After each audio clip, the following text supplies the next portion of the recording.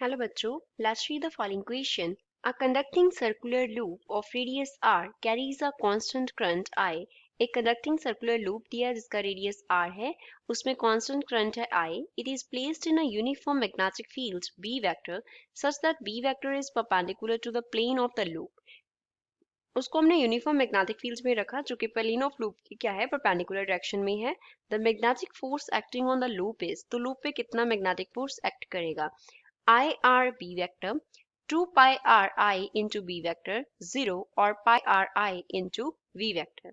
So first of all we will talk about the key concept used in the equation. इस equation में क्या key concept use हो रहा है. तो इसमें हम फोर्स जो है किसी कंडक्टर पे force on conductor placed perpendicular to magnetic fields वो कितना होगा. तो एफ वेक्टर का जो रिलेशन है वो हमारे पास होता है I into D L vector cross में होता है हमारे पास बी वेक्टर. अब यहाँ पे आई जो है वो डिनोट कर रहा है कि कितना करंट जो है वो फ्लो कर रहा है. डी एल वैक्टर हमारे पास एलिमेंट की लेंथ को डिनोट करता है, एलिमेंट लेंथ को डिनोट करता है. And B vector here denotes magnetic field.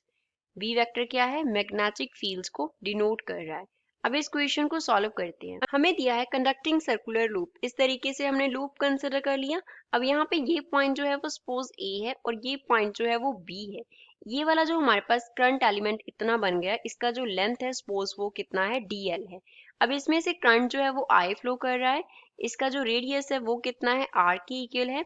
Magnetic field जो है वो बी वेक्टर क्या है, प्लेन के परपेंडिकुलर डायरेक्शन में, इसके प्लेन के परपेंडिकुलर डायरेक्शन में एक्ट करेगा.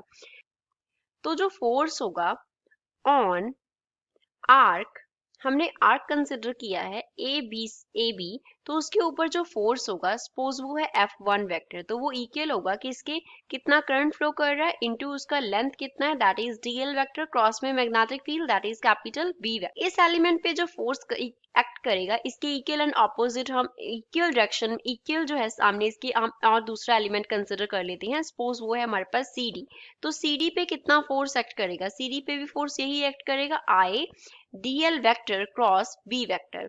तो यहाँ पे इस फोर्स को हम F2 वेक्टर कंसिडर कर लेते हैं. लेकिन F2 वेक्टर का जो डायरेक्शन होगा वो F1 वेक्टर से क्या होगा, ऑपोजिट होगा, क्योंकि इसमें करंट का डायरेक्शन क्या तरफ था, इसमें करंट का डायरेक्शन किस तरफ है, इस तरफ है. तो दैट मीन्स F1 वेक्टर क्या होगा, F2 वेक्टर के इक्वल होगा बट ऑपोजिट डायरेक्शन में होगा. तो यहाँ पे ये क्या कर देंगे, एक दूसरे को कैंसिल कर देंगे. तो इस तरीके से हम जितने आर्क के एलिमेंट्स लेंगे सभी क्या कर देंगे, एक दूसरे के ऊपर जो फोर्स एक्ट कर रहा है उसको कैंसिल कर देंगे. तो दैट मीन्स जो नेट फोर्स होगा वो कितना होगा, net force will be equals to 0, क्योंकि सभी फोर्स जो है वो कैंसिल हो गए. तो जो नेट फोर्स होगा वो कितना होगा, 0 होगा. सो गिवन ऑप्शन में से सी जो है वो इस क्वेश्चन का करेक्ट आंसर है.